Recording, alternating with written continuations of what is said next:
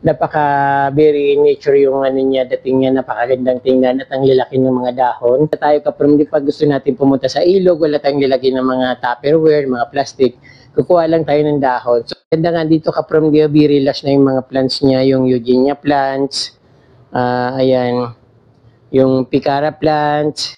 Hindi ko alam kung anong tawag dito sa halaman ito, yung pinapagapang nila sa bakod. Nagdala ako nito sa probinsya pero parang yung magandang views, kung paano mapaganda yung garden, yung ginagawa niya yun. So nakikita naman natin yung pagtsatsaga niya sa pag-gardening. Ayan, certified from the inspired.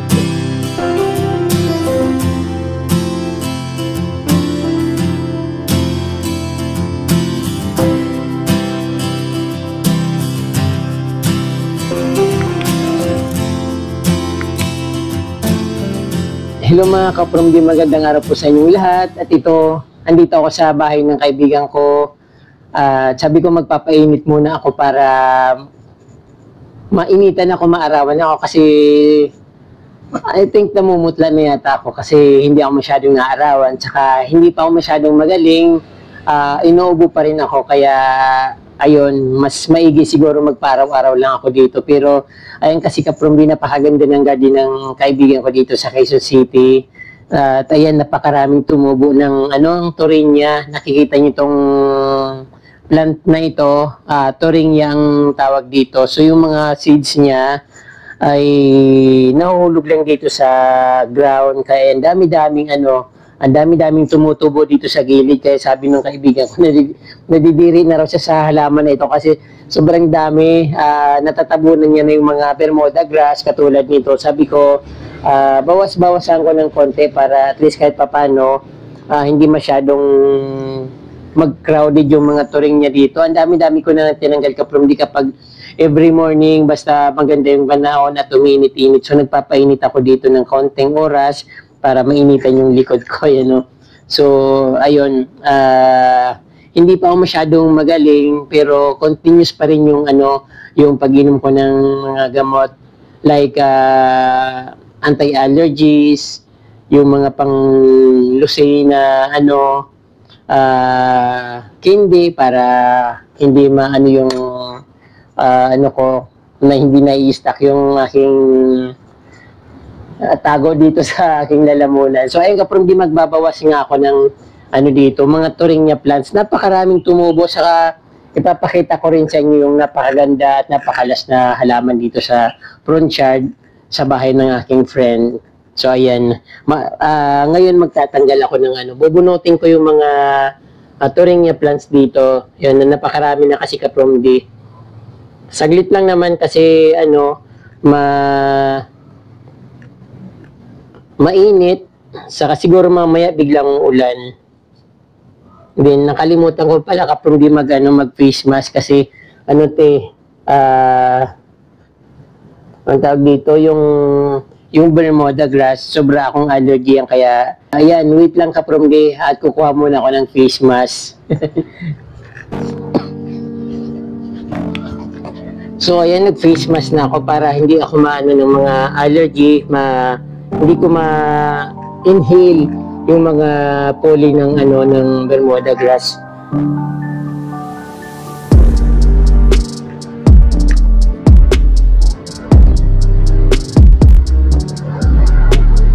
Nagkalat kasi yung yung mga Torreña plants dito. Sobrang dami. Binawasan ko na ito nung isang araw. Kasi sobrang dami na talaga. So, ayun, tumutubo pa rin. Walang tigil sa katubo.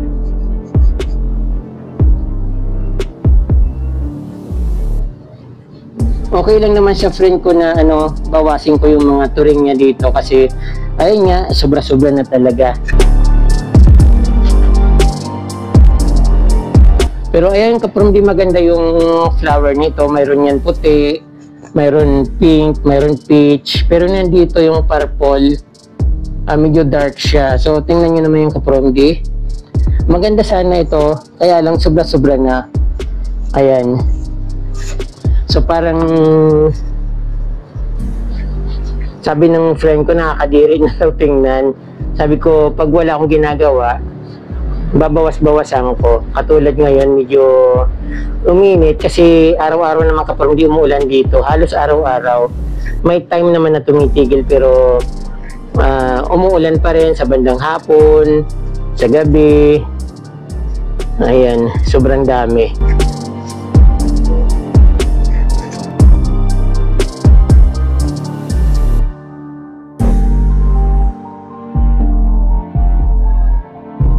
Napakarami talaga ka-Promdi. Pag hindi ka matyaga na magbunot nito, talagang pag hindi ka matyaga na magbunot nito, talagang tatamarin ka kasi sobrang dami, oh. Parang damo na yung lumalabas, para yung mga wild grass na yung tumutubo dito. Alam ko na ito, nabunot ko na to lahat eh. Ayun, dito nga, oh, wala na. So nandito naman sa bandang gitna na. Magandang bulaklak nito ka-Promdi, kaya lang talagang sobra na.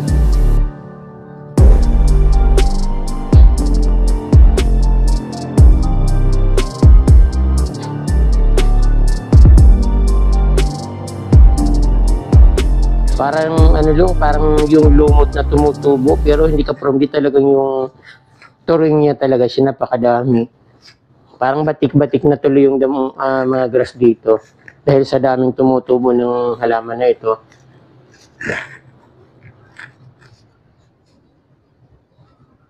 So yan nga ka-Promdi, napakaganda ng garden dito. Pagdating ko dito sa Manila, kasi August 26 ako dumating dito, yung grass bagong puto lang, pero mag-iisang buwan na, kaya ayan, medyo tumubo na ulit yung mga grass at napakaganda na. So yung dati ang taninim ko dito na yan, ito, yung nilipat ko dito na Calathea lutea. Ayan ka-Promdi, napakalaki na ng dahon, parang saging na yung dahon niya.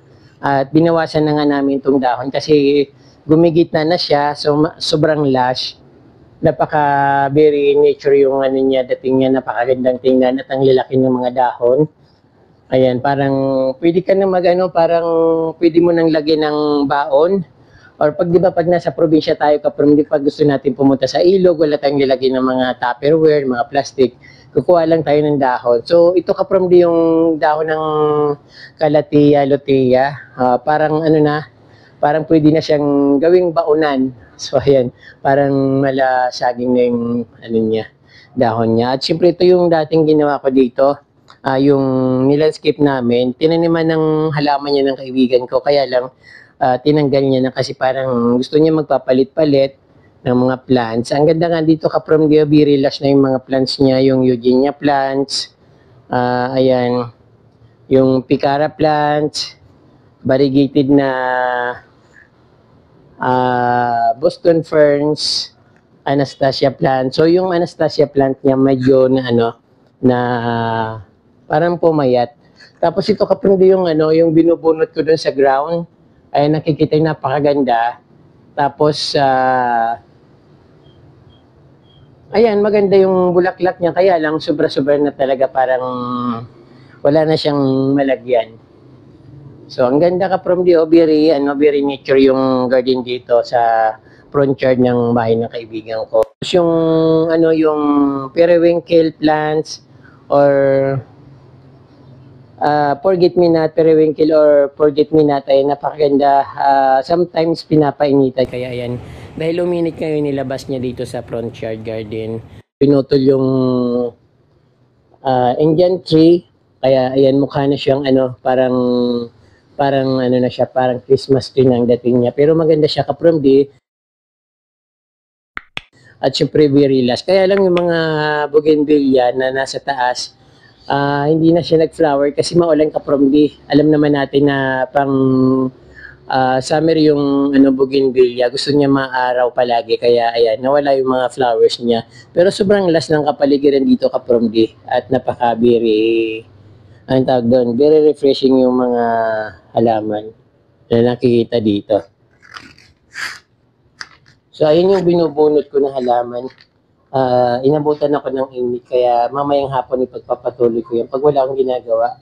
So, kasi dito kapromdi, nainit din ako pag wala akong ginagawa kasi nasa kwarto lang ako nagpapahinga at siyempre gusto ko nang gumaling sa aking karamdaman. Kaya yan. Ngayon wala sila dito kasi lahat sila nasa simbahan. So, ako lang yung dito sa garden, ako lang dito sa bahay. Ay, ayan, nakapag-video ako ng tahimik.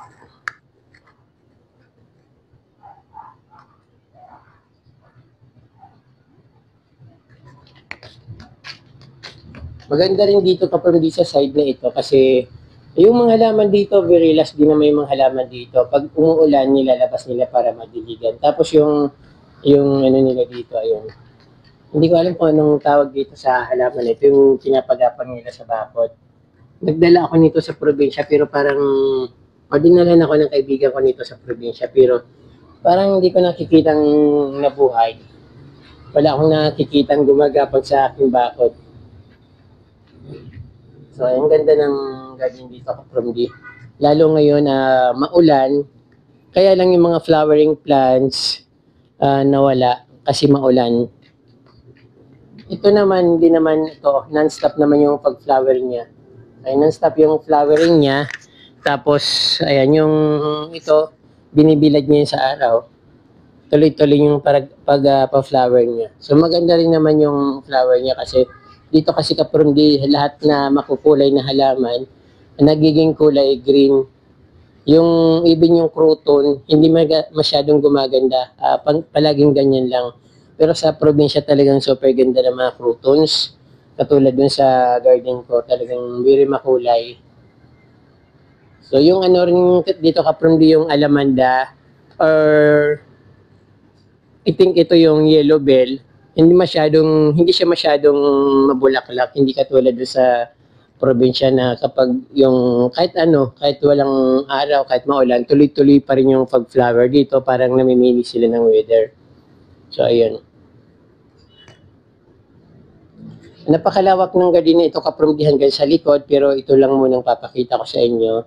At syempre habang tumatagal, nadidevelop siya kasi katulad ngayon, hindi pa naman ako nag-gardening. Hinayaan ko lang yung friend ko na mag-gardening. Tapos, siyempre, nagpapahinga lang ako sa likod, sa bahay, sa kwarto.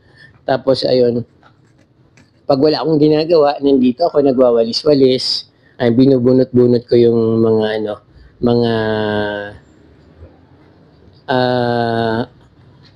wild grass dyan sa Bermuda, tapos yung mga napakadaming Torinia plants. Hindi masyadong mabulaklak yung clock vine kapromdi kasi nga maulan po. Yung palaging gusto ng mga plants yung may araw sila, naarawan sila kasi rin yan, parang power nila yon para magkaroon sila ng flowers. So, ayun po.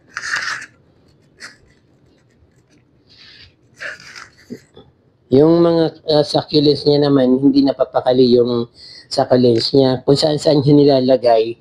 Tapos maya-maya, hindi ko ililipat niya na naman yung pag nagsawa na siya dito sa lugar na ito. Pero ginagawa niya palagi ng paraan kung ano yung para kung saan maganda. So ginagawa niya naman. Katulad din naman natin na kung saan yung magandang views, kung paano mapaganda yung garden, yung ginagawa niya yon. So nakikita naman natin yung pagtsatsaga sa pag-gardening. Ayan, certified from the inspired. Ang laki ng garden niya. Sa likod niya, punong-puno ng halaman yung kanyang backyard. Pero later ko na lang siya ipapakita kasi mas maraming halaman doon kaysa dito. Ayan, meron silang sanado, Cola lumina, Picara plants. Ay hindi to parang rapis. Ayan, rapis. Tapos sa baba yung mga succulents niya na dati ang dami-dami niyang cactus. Ewan ko kung saan niya na dinala yun. Kasi mga ferns, ayan yung mga Boston ferns na napakaganda, very lush. Tapos dito sa bandang gilid, ayan, mayroon siyang mga dito, mga snake plants. Ito yung ano millionaire plants ka from millionaire plants, yung Wilpin. Pero nag-iba yung ano niya, parang nag-iba yung dahon niya, kulay niya. Dati ano lang siya, malapad na plain lang. Pero ayun ngayon, nagbatik-batik na siya. Ayan. Ang ganda ka from day. Ito nga pala yung ano, isa sa pinakamataba na Wilpin niya dito. So dati ang dami-dami niyan dito. Iwan ko lang kung saan niya na dinala or sometimes kasi nagtatapon sila pag sobrang dami ng halaman tinatapon na nila. And ferns, variegated na ferns, ay nagpa-variegate siya. Madilim hindi masyadong makita pero variegated siya. Tapos hindi putos. Ayun. Sobrang ganda.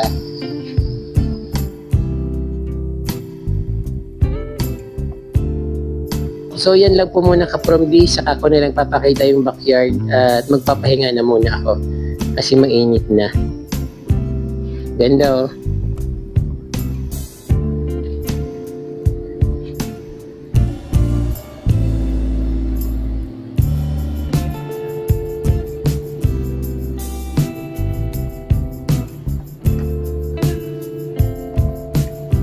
Very nature. Ganito yung gusto kong ano, front yard ng aking garden. Gusto ko yung maluwag na garden. Pero kaya lang yung kaibahan sa gusto ko yung medyo makulay. Unlike dito na puro green.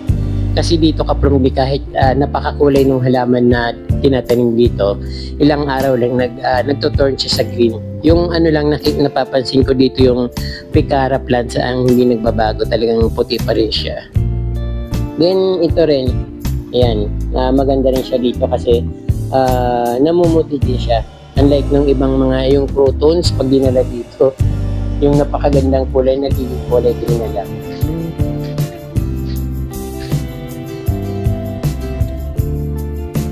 Ayan.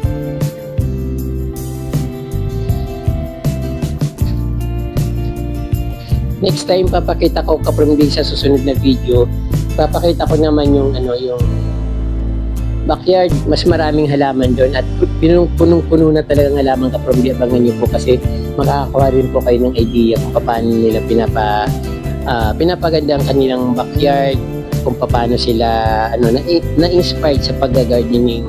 So hindi lang sa akin na-inspired yun, so, syempre talagang mahilig talaga sila sa halaman. So yun na yun, kasi kung wala silang hilig sa halaman, kahit may inspired sila, papabayaan pa rin nila yun dahil na-inspired lang naman maghalaman pero talagang mahilig sila mag-gardening. Kaya nga ang ganda ng kanilang front yard dito. Ayan.